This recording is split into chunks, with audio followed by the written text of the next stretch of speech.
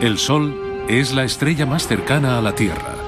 En el otoño de 2003, liberó una cantidad de energía igual a 200.000 millones de bombas atómicas. Esto dio lugar a un maremoto de partículas cargadas de calor que iban a velocidades de más de 9,5 millones de kilómetros por hora. Fue una de las mayores tormentas solares de la historia y alcanzó la Tierra. Fue una de las mayores y más cálidas tormentas de la historia.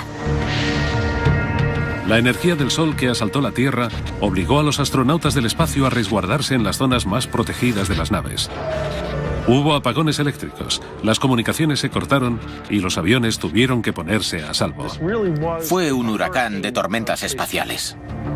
A pesar de que no se produjeron grandes daños, estas tormentas nos recordaron que seguimos viviendo a merced del Sol, ya que controla todos los aspectos de nuestra vida: el clima, la comida y nuestros cuerpos. Vivimos dentro de la atmósfera del Sol. Nuestro planeta y los demás del sistema solar viven bajo la influencia del Sol. Pero, ¿estará cambiando esa influencia? Cada vez es mayor. ¿Perderemos la protección que nos ofrece contra los rayos cósmicos más peligrosos? El confín dentro del que nos protege está encogiendo un poco. ¿Podrá nuestra civilización, que es tan dependiente de la tecnología, aguantar otra supertormenta solar? A veces los efectos son tan graves que pueden llegar a ser catastróficos. Pero, ¿cuándo se producirá la próxima supertormenta?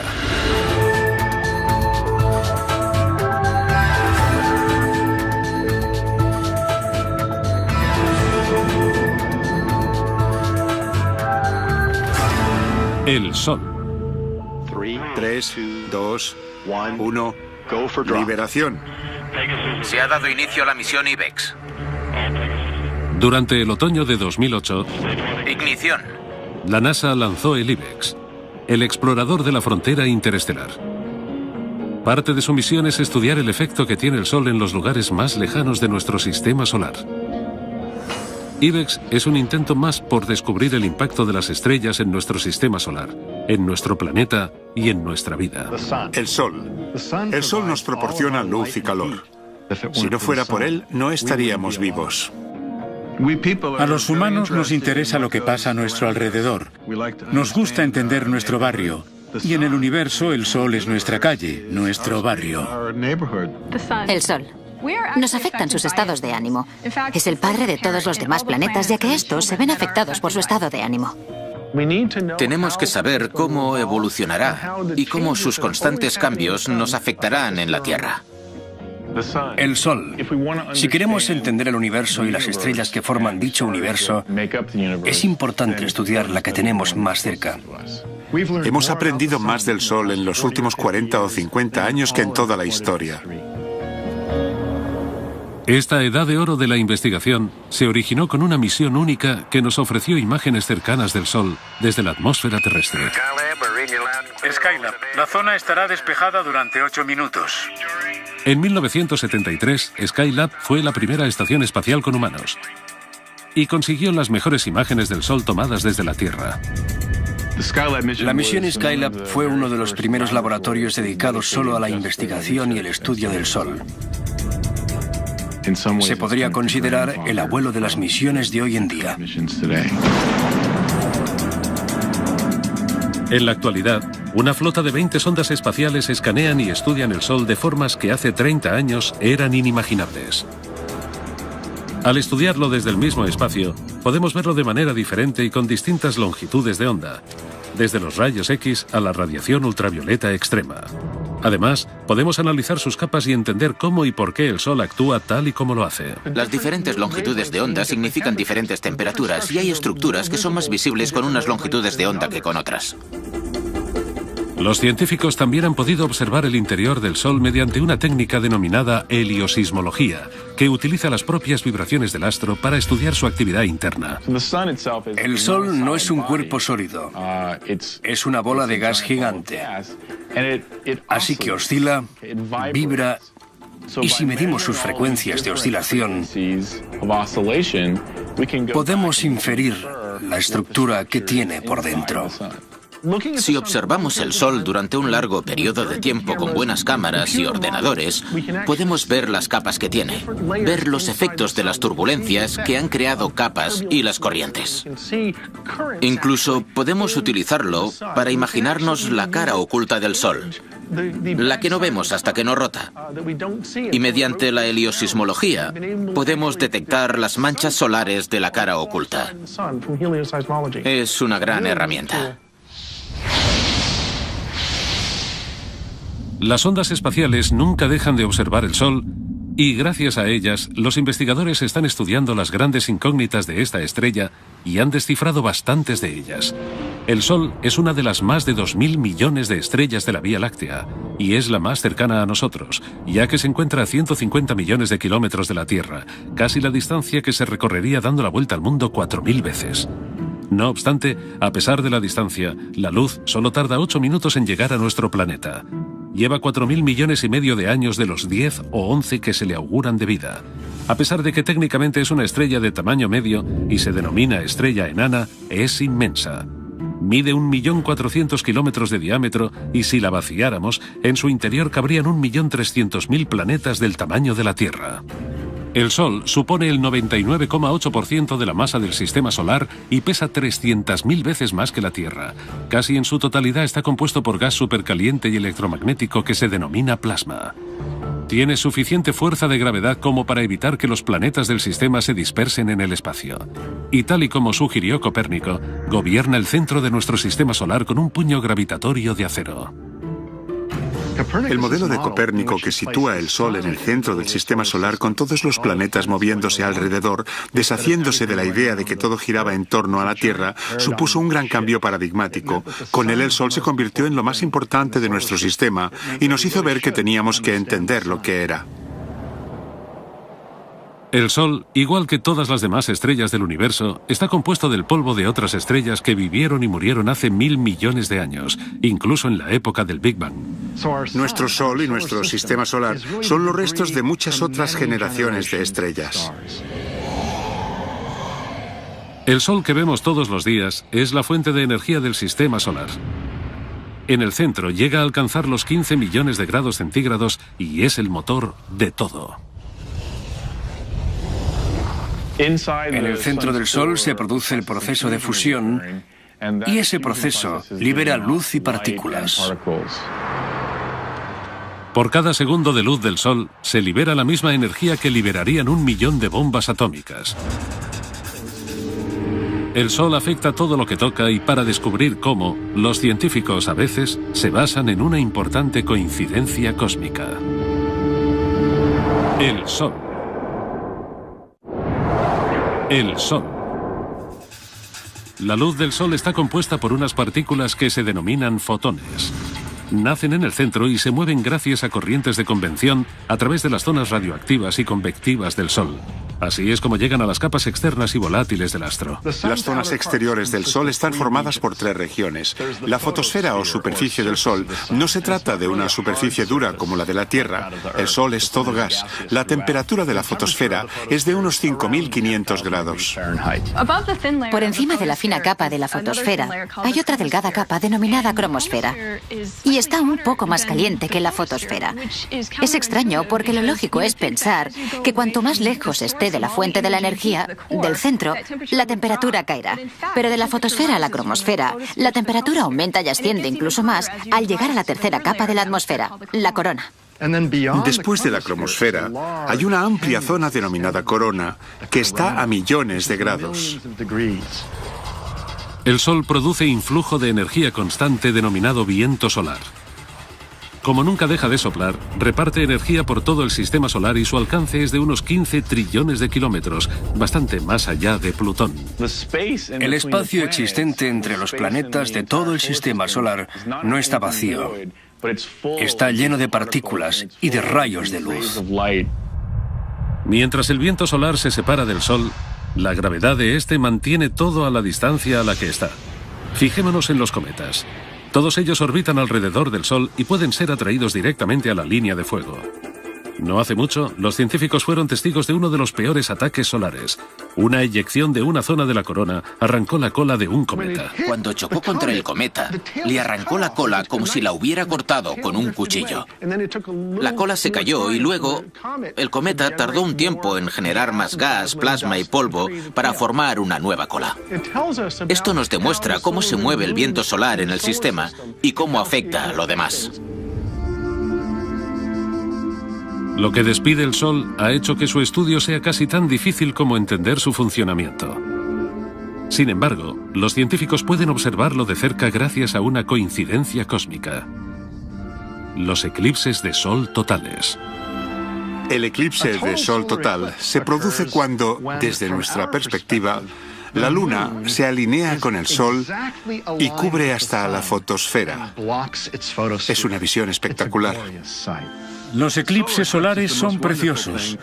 Todo se oscurece en tan solo unos segundos debido a miles de factores juntos. Hay tanta oscuridad que, si miras al cielo, se ve una sombra negra que proviene de arriba y se dirige hacia ti a una velocidad de miles de kilómetros por hora. Es impresionante. Durante miles de años, la humanidad ha quedado maravillada por los misterios de los eclipses. Pero para los científicos ahora supone una gran oportunidad para observar la capa exterior del Sol, la enigmática corona. Es una de las zonas más calientes del astro y su energía irradia más allá de los confines del sistema solar. Todo el sistema solar está basado en la corona del Sol. Es decir, la atmósfera del Sol baña todos los planetas. Los ingenieros que construyeron el observatorio solar y heliosférico o SOHO instalaron un eclipse artificial en la sonda espacial. Se denomina coronógrafo y es igual que un eclipse natural, ya que impide que pasen los rayos del Sol para que los científicos puedan intentar responder esta ancestral pregunta. ¿Cómo es posible que la corona solar esté tan caliente? La superficie normal del Sol, la fotosfera, está a unos 5.500 grados centígrados y en cambio la corona está a millones de grados. Si te alejas de una estufa sabes que hará más frío, pero si te alejas de la superficie del Sol hace más calor. ¿A qué se debe eso? Todo tiene origen en el centro del Sol, donde cada segundo casi 700 millones de toneladas del elemento que más hay en el universo, el hidrógeno, se convierten en helio a través de la fusión nuclear y producen una energía que se convierte a su vez en fotones o, lo que es lo mismo, luz. El centro del Sol está muy caliente, a varias decenas de millones de grados. Allí la temperatura es tan alta que los protones, los núcleos del hidrógeno, se acoplan, se unen unos a otros, se fusionan y forman helio. Y así se libera energía. Lo que sucede es que los fotones pasan por un proceso, lo que denominamos camino aleatorio, y tienen que atravesar la capa del Sol. Son absorbidos y reabsorbidos millones de veces en diferentes fotones a niveles de energía bajos. Este proceso de absorción y reabsorción puede durar unos 150.000 años. Una vez que salen del interior del Sol, los fotones solo están a 8 minutos de la Tierra, pero dejan atrás un mundo en constante movimiento. La superficie solar está en ebullición. La energía fluye desde abajo. Espirales de plasma y energía denominadas bucles coronarios recorren el Sol. Mientras las zonas más oscuras o manchas solares ocupan cientos de kilómetros. A tan solo 4.000 grados, dichas manchas son las regiones más frías del Sol y emiten menos luz que las zonas que tienen alrededor. Si cogieras una mancha solar y la colocases en el cielo lejos del Sol, sería tan brillante como la luna llena. Las manchas solares aparecen en la superficie y son fáciles de detectar, aunque su origen proviene del interior del Sol y de su compleja rotación. El Sol no rota como un cuerpo sólido. De hecho, rota más rápido por la zona del ecuador que por los polos, y esto da lugar a las manchas solares. El ecuador completa una rotación en 25 días. Las latitudes medias la completan en 30 días, y las zonas de los polos en unos 35 días. Este proceso se denomina rotación diferencial y hace que el interior del Sol se mueva a velocidades diferentes, creando así un intenso magnetismo, es decir, millones de líneas de campo magnético que se entremezclan mientras el interior del astro se retuerce como una goma elástica. Esto crea presión y hace que floten. Así que llegan hasta la superficie y la atraviesan, dando lugar a las manchas solares. Una vez en la superficie, las líneas de campo magnético ya inservibles impiden el paso del plasma caliente que proviene del interior y aparecen así las manchas solares. Y cuando esas manchas empiezan a retorcerse, imaginemos que hay una mancha aquí y otra aquí, y hay un campo magnético que conecta a las dos. Ese campo magnético se retuerce y hace lo que haría una goma elástica, sale disparado. Cuando sale disparado libera energía, y en el caso del Sol y de las erupciones solares, se trata de grandes cantidades de energía. Las líneas de campo magnético que vienen dadas por los movimientos de las manchas solares, a pesar de ser invisibles, se pueden observar en las dramáticas formaciones de la superficie solar, ya que producen erupciones y prominencias. Aquí es donde se origina la influencia del Sol, ya que la ruptura de estas líneas de campo magnético libera grandes cantidades de energía al sistema solar desde la estrella más cercana a nosotros. Y estas líneas de campo magnético son las que se esconden detrás de la mayoría de las teorías sobre por qué la corona tiene temperaturas más altas que la superficie. Está claro que tiene algo que ver con las líneas de campo magnético que calientan la corona. Pero es posible que haya ondas en los campos magnéticos que transporten la energía de debajo de la superficie solar hasta la corona. La sonda espacial Hinoda, que significa amanecer en japonés, se lanzó en 2006 y su misión es estudiar la interacción entre las líneas de campo magnético y la corona. Recientemente ha recogido imágenes de una de las ondas que podría ser responsable del calentamiento de esta enigmática región, las ondas de Alfvén. Las ondas de Alfvén se producen en el plasma, el gas ionizado amenazado por un campo magnético. Además, se cree que estas ondas de Alfvén podrían transportar energía turbulenta desde el interior del Sol hasta la corona, y que dicha energía podría calentarla. Las energéticas ondas de Alfvén que provienen del interior del Sol podrían llegar a la superficie y provocar la vibración de las líneas de campo magnético. Gracias a la vibración y la oscilación, se friccionan con el plasma magnetizado que rodea la corona, y a través de la fricción se produce el calentamiento. Este calor que libera la corona es lo que calienta el espacio y llena el sistema solar de energía.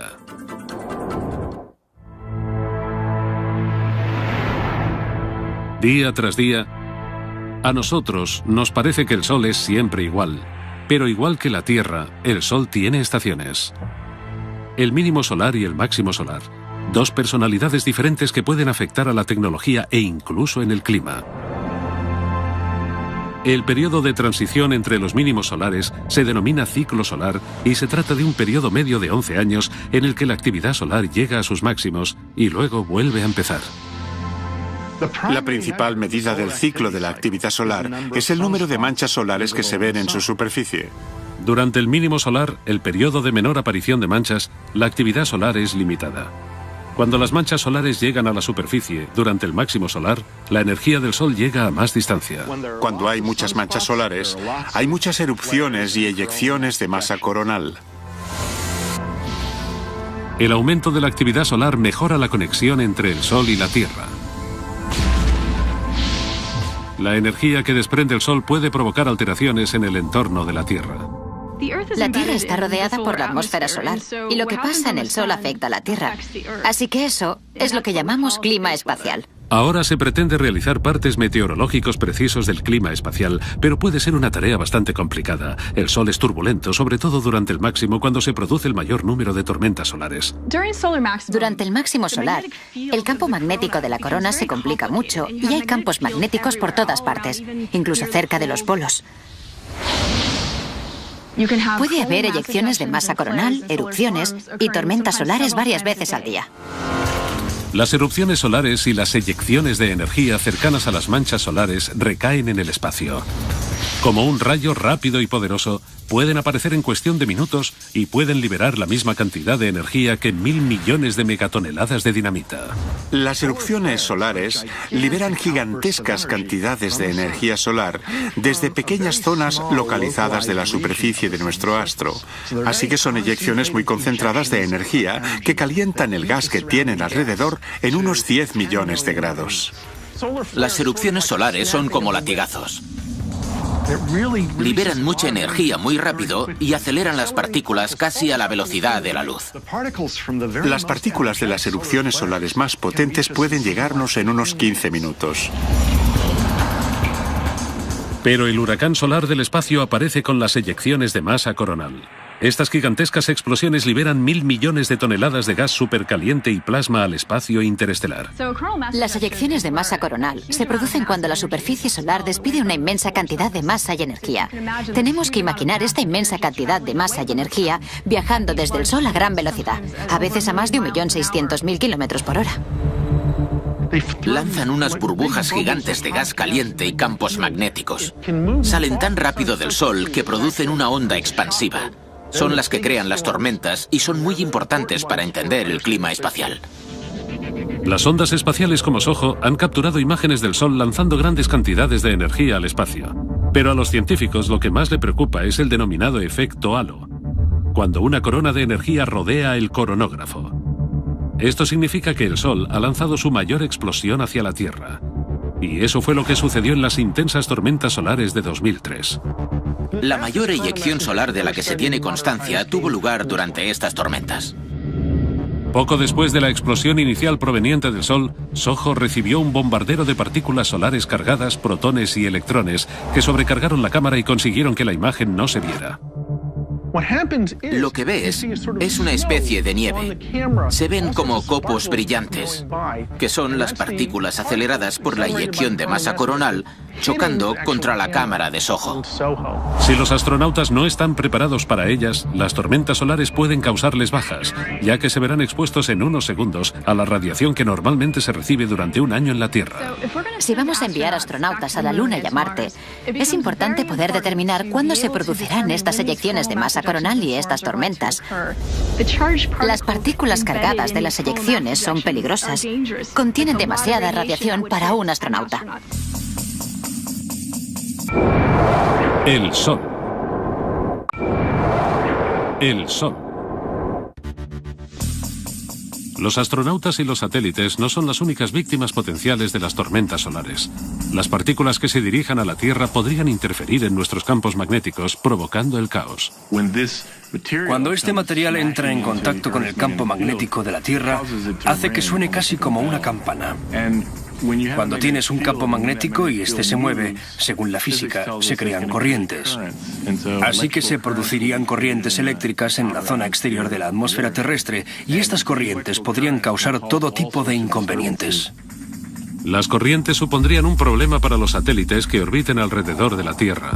Trastocarían los sistemas de posicionamiento global e interferirían las comunicaciones, produciendo cortes de radio y acabando con los sistemas de telefonía móvil. Estas eyecciones de masa coronal podrían enviar tantas partículas cargadas a la Tierra que algunas conseguirían entrar en el campo magnético de la Tierra y llegarían a las centrales eléctricas, produciendo avalanchas de electrones, apagones y cortocircuitos. En el peor de los casos, las tormentas solares pueden causar radiointerferencias excesivas y aumentar los niveles de radiación, obligando a los aviones que vuelen cerca del polo a recalcular su ruta. Pero a pesar de que las tormentas de 2003 fueron muy potentes, no tuvieron nada que ver con las que vio el astrónomo Richard Carrington en 1859. Aquello fue una supererupción. La supererupción de 1859 fue increíble porque antes de aquel momento no sabíamos ni que las erupciones existían. Carrington vio un gran flash en el Sol a simple vista. Y para que pudiera verlo así, tuvo que ser una erupción inmensa. Hay constancia de que algunas líneas de telégrafos funcionaron sin electricidad. Es probable que no veamos otra así en nuestra vida. Aunque es difícil asegurarlo, a veces el Sol nos ha sorprendido. Si hoy en día nos alcanzara una tormenta así, según un estudio reciente, 130 millones de personas se quedarían sin electricidad durante meses. La mayoría de las infraestructuras eléctricas, los sistemas de suministro eléctrico del mundo, quedarían inutilizables. Los transformadores sufrirían subidas de tensión. Y gran parte de la población mundial quedaría sin electricidad durante meses. Esto costaría inmensas cantidades de dinero. Se ha estimado que unos $2 billones. No lo sabremos hasta que no pase, pero cuanto más nos avisan, más podemos hacer para reducir el impacto económico, que es una de las razones por las que estudiamos el Sol. Estamos empezando a entender mejor cómo y cuándo pasan, aunque todavía no podemos predecirlas. No obstante, hay todo un campo que se denomina clima espacial, y gracias a esto podríamos entender, predecir y decir a los astronautas cuándo vienen las tormentas para que se puedan resguardar y poner los satélites a salvo. Las empresas de electricidad ahora podrán actuar si saben que van a pasar estas cosas. Podrán intentar que las centrales no sean tan susceptibles a los daños.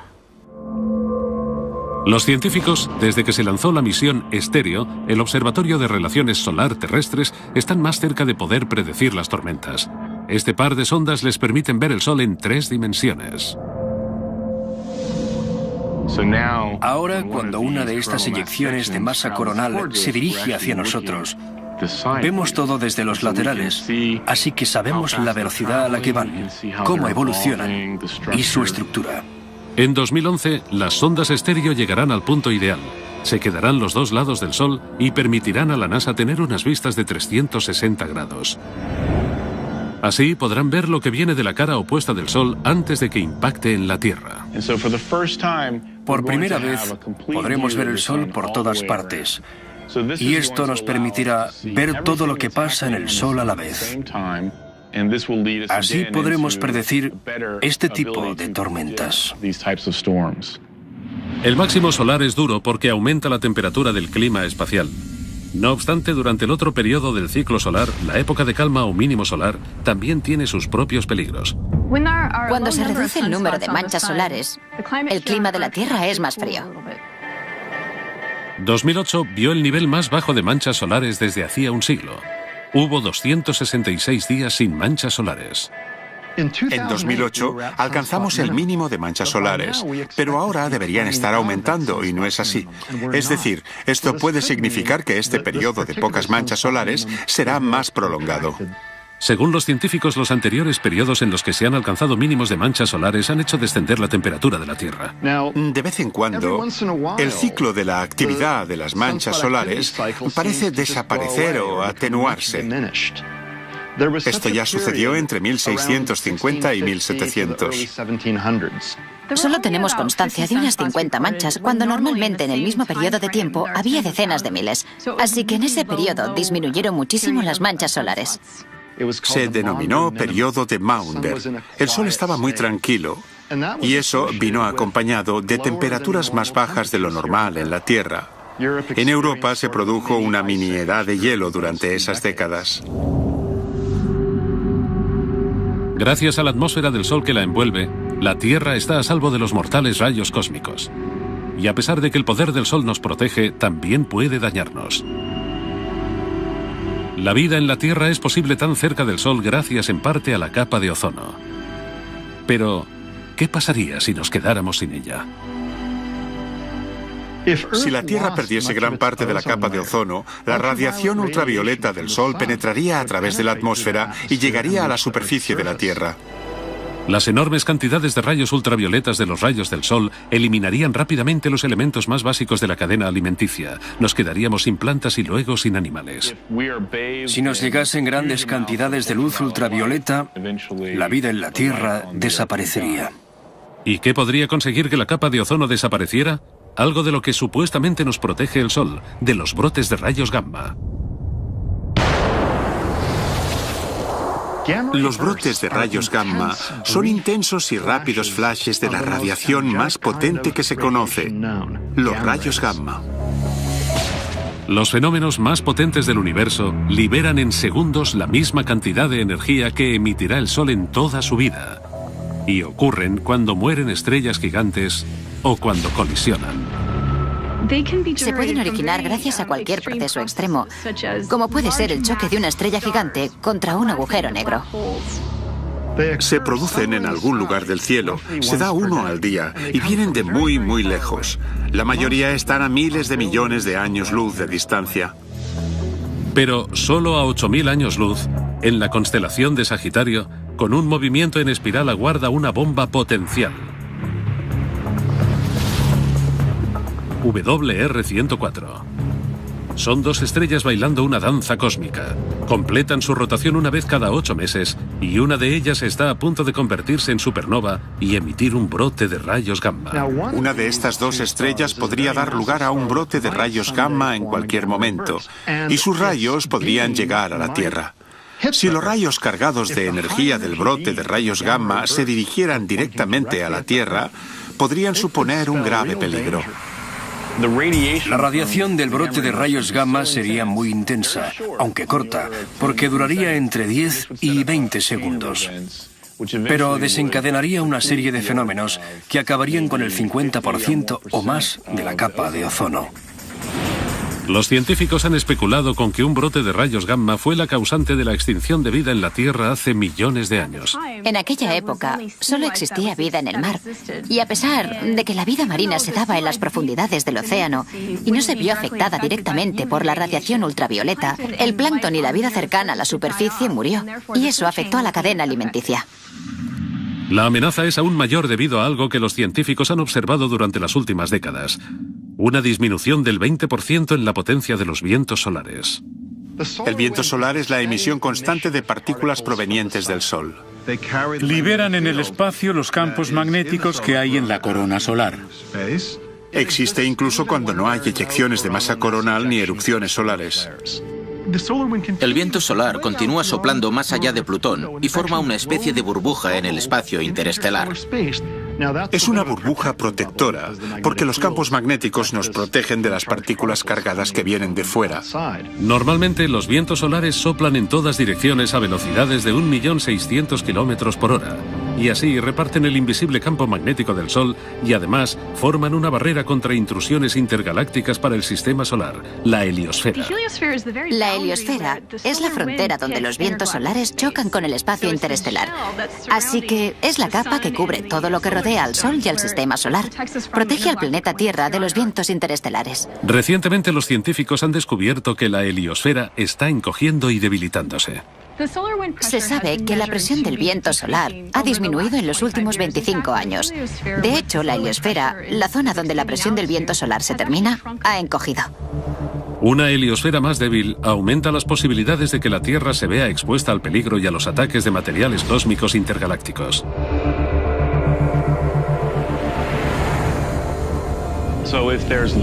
Si hay menos vientos solares, la heliosfera disminuirá y será más fácil que los rayos cósmicos entren en el sistema solar. De hecho, el número de electrones cargados de energía, una pequeña pero importante característica de los rayos cósmicos que hay alrededor de la Tierra, ha aumentado en un 20%. Parece que los electrones de los rayos cósmicos han aumentado, y es lo normal. Si los vientos solares han disminuido en un 20 o un 30% durante los últimos 50 años, la burbuja ha menguado, y lo lógico es que los rayos cósmicos hayan aumentado. Lo bueno es que vivimos en un planeta con una atmósfera y un campo magnético densos. Así que tenemos dos tipos de escudos que nos protegen. Tras miles de millones de años, el Sol y la Tierra han desarrollado el equilibrio perfecto para que la vida sea posible en nuestro planeta. El sistema solar se encuentra en la zona de habitabilidad estelar, ni muy caliente ni muy fría. El Sol nos proporciona la luz necesaria, el calor necesario y la energía suficiente para que exista nuestro planeta y la vida en él. El Sol hace posible todo lo que hay en la Tierra. El Sol es la fuente de alimentación de la Tierra, es decir, toda la energía que produce el Sol calienta la Tierra. Esto da lugar a nuestro clima. Controla nuestro clima. El Sol es básicamente la fuente de energía, nuestra batería, lo que controla todo el entorno de la Tierra. Las plantas aprovechan la energía del Sol a través de la fotosíntesis y creando carbohidratos. La gente y los animales consumen dichos carbohidratos convirtiéndolos en energía que podemos utilizar. Incluso los combustibles fósiles, que son la base de nuestra vida, han sido creados por el Sol. Pero nuestro uso exacerbado de dichos combustibles parece estar deteriorando el equilibrio existente entre el Sol y la Tierra. Debido a que todos los materiales vivos reciben su energía del Sol, el Sol es la fuente de todos los combustibles fósiles. Ya sean los árboles o cosas que han quedado entre las rocas y han ido transformándose a lo largo de millones de años en los hidrocarbonos que nosotros conocemos, hemos recolectado y luego hemos utilizado. Los combustibles fósiles que quemamos hoy en día liberan la energía del Sol de hace millones de años, poniendo en peligro el equilibrio entre nuestro planeta y su estrella más cercana. Si quemamos todo, la atmósfera cambiará hasta llegar a ser irreconocible, mucho antes de que llegue el punto en que nos quedemos sin combustible fósil. Ya hemos visto el efecto del exceso de energía solar gracias al aumento de temperatura global. La liberación de millones de toneladas de antigua energía solar almacenada en los combustibles fósiles ha amplificado el proceso natural necesario. Ha producido el llamado efecto invernadero. Mucha gente cree que el efecto invernadero es malo. Pues no lo es, porque mantiene la Tierra caliente. Sin él, los océanos se helarían. Lo malo es que haya demasiado efecto invernadero. Si hay demasiado dióxido de carbono, vapor de agua y metano en la atmósfera de la Tierra, esos gases atrapan demasiada radiación solar y entonces aumentan la temperatura media del planeta y producen el calentamiento global. Eso podría causar el deshielo de los casquetes polares y el aumento del nivel del mar, lo que sería un desastre si sucediera demasiado rápido. Así, la atmósfera no solo recogería más calor, sino que podría empezar a descomponerse. El uso continuo de la energía solar fosilizada podría producir cantidades no deseadas de radiación solar. Ahora mismo nuestra capa de ozono evita el paso de la mayoría de los rayos ultravioletas del Sol y permite que llegue la luz suficiente que nos aporta lo necesario para vivir. Cuando la luz del Sol interactúa con nuestra piel, produce vitamina D, que es muy útil. La vitamina D nos protege de un gran número de enfermedades, incluidas las enfermedades de corazón y la osteoporosis. Pero aquí también se produce un desequilibrio. Demasiado sol puede alterar nuestro ADN y provocar cáncer de piel. Para mantener el equilibrio entre el Sol y la Tierra que permite la existencia de la vida, habría que reducir el uso de la antigua energía solar y aumentar el de la energía que libera el Sol a diario. En definitiva, el Sol libera 86 miles de millones de megavatios de energía. Es decir, nuestro astro libera en 15 minutos toda la energía que se consume en la Tierra durante un año. Por ello, la explotación de esta fuente de energía ha sido el objetivo de los científicos durante años. El tamaño de este satélite solar no tiene precedentes. Se trata de una estructura de entre 55 y 65 kilómetros cuadrados cubierta con células solares que capturan la energía del astro durante las 24 horas del día y la envían a la Tierra. La NASA todavía no ha conseguido algo de esta escala, pero su trabajo en lo que respecta a la tecnología solar en el espacio ha mejorado la tecnología del planeta. Las células solares forman parte de un tipo de tecnología que ha llegado a la Tierra desde el espacio. Cuando empezamos a trabajar en los programas Apolo, Mercury y Gemini, necesitábamos centrales eléctricas en el espacio, así que las células solares fueron una fuente natural de electricidad. En la actualidad existen dos formas de aprovechar la energía solar. La energía solar térmica, que convierte la energía del Sol en calor, la concentra y con ella mueve turbinas, y las placas solares, que utilizan una tecnología basada en el silicio que convierte su energía en electricidad. También se puede aprovechar de forma indirecta mediante aerogeneradores que capturan la energía producida por el clima que el Sol ayuda a crear. Este tipo de tecnologías están en continuo desarrollo, pero gran parte de las nuevas tecnologías más interesantes se basa en un proceso muy antiguo, la fotosíntesis. Hemos descubierto grandes beneficios cuando hemos pasado del mundo de las células solares semiconductoras a las orgánicas. Los científicos pretenden imitar a la madre naturaleza y han conseguido crear electricidad de un producto que encontramos en el mercado, las espinacas. Todas las plantas verdes tienen unas moléculas orgánicas, pero las de las espinacas son mejores, donde se puede cultivar ese péptido, esa molécula. Los investigadores colocaron este péptido en una especie de sándwich solar. Lo colocaron entre dos materiales conductores. Y cuando se expone a la luz del Sol, los electrones circulan y se produce corriente, electricidad. Así que las moléculas orgánicas pueden convertirse en pequeñas células solares. Para mantener el equilibrio entre la Tierra y nuestra estrella más cercana, es obvio que tenemos que centrarnos en buscar la forma de vivir con la energía que nos aporta el Sol hoy en día. En definitiva, mientras el Sol brille, tendremos energía solar. Pero, ¿qué pasaría si nos aportase demasiada energía? El Sol. El Sol.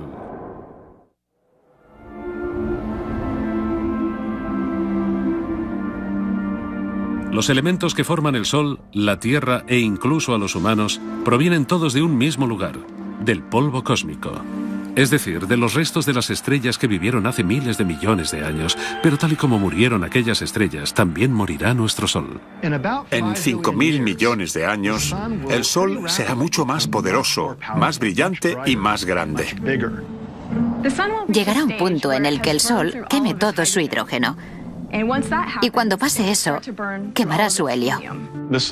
En un momento dado, el Sol se expandirá y se convertirá en una gigante roja. Cuando se expanda, será más grande e invadirá el sistema solar. La órbita de los planetas también se expandirá, porque no será tan grande. Durante esa fase, las inestabilidades, que yo denomino eructos cósmicos, harán que la capa externa del Sol se eyecte con suavidad. Las capas exteriores de la gigante roja se irán desprendiendo tranquilamente. Las capas internas ionizarán la nube de gas que rodea al astro y harán que brille.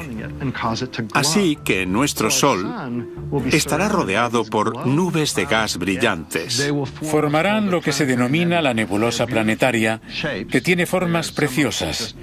Algunas son redondas, pero otras se desfiguran y tienen otras formas. Es decir, no son simétricas.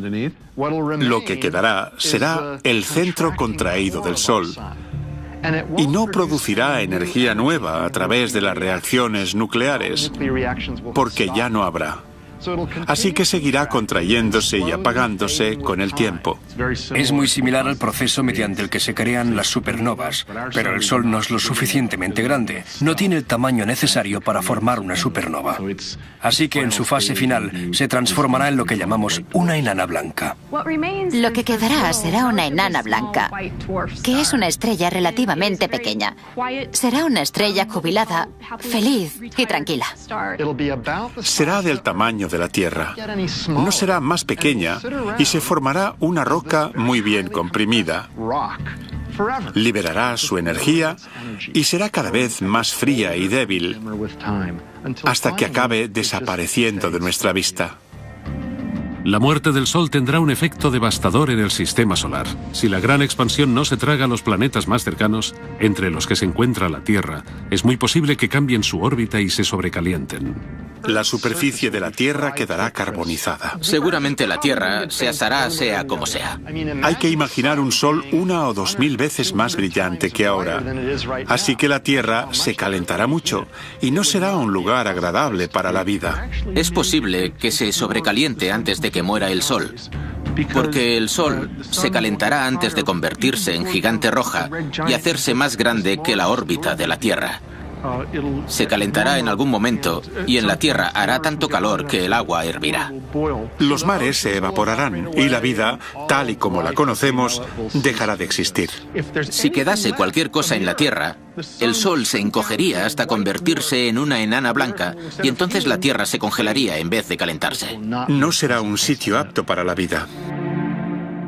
Pero eso no sucederá hasta dentro de miles y miles de millones de años. Solo hace unos 50 años que tenemos cohetes y satélites en el espacio, y hablamos de miles de millones de años. Así que como mínimo, habremos viajado por el sistema solar y habremos visto sitios donde la temperatura sea como la de la Tierra ahora, o incluso habremos llegado a sitios que estén más allá del sistema solar. Con lo cual yo no me preocuparía con lo que le va a pasar al Sol en 5.000 millones de años. El Sol nos dio la vida y es posible que nos la quite. A pesar de que la Tierra morirá, de alguna forma lo que hay en ella podrá seguir viviendo. El polvo cósmico que dio la vida a la Tierra y a sus moradores, algún día podrá convertirse en el polvo de estrellas que origine una nueva generación de planetas, estrellas y vida.